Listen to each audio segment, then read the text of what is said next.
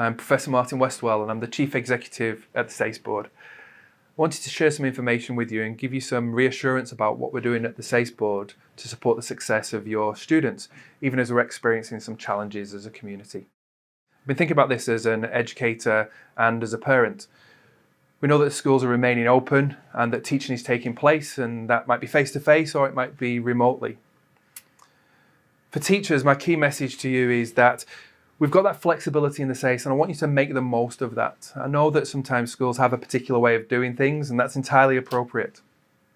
But at this time, you might think about using some of that flexibility, within the subject outlines or within the assessment, thinking about changing assessment schedules or thinking about some of the other assessment options that might be there.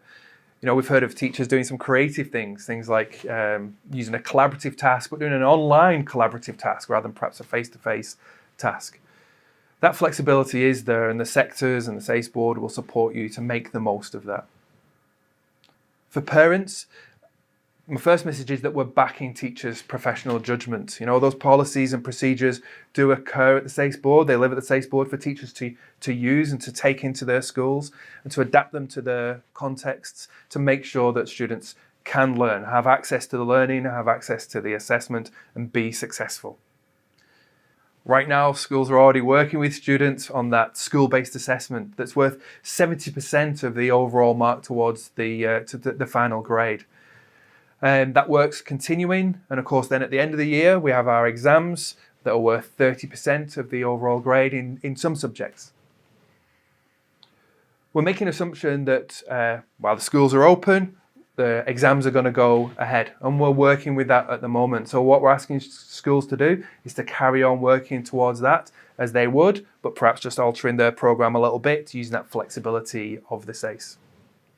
Students aspiring to go to TAFE or to university, they will have a pathway to make that transition no matter what happens. We will be working with the universities, TAFE and SATAC to make sure that's available to them.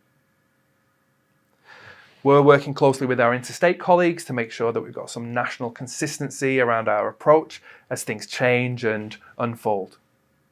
Here at the SACE Board, we're also doing some scenario planning, putting some contingencies in place so that we're ready for changes. We recognise that things are changing all of the time, and we want to make sure that we're ready at different times for different kinds of responses. The work that teachers and students are doing right now is valuable and will be valued in the SACE. We'll make sure of that. The best thing for people to do right now is to continue with the learning.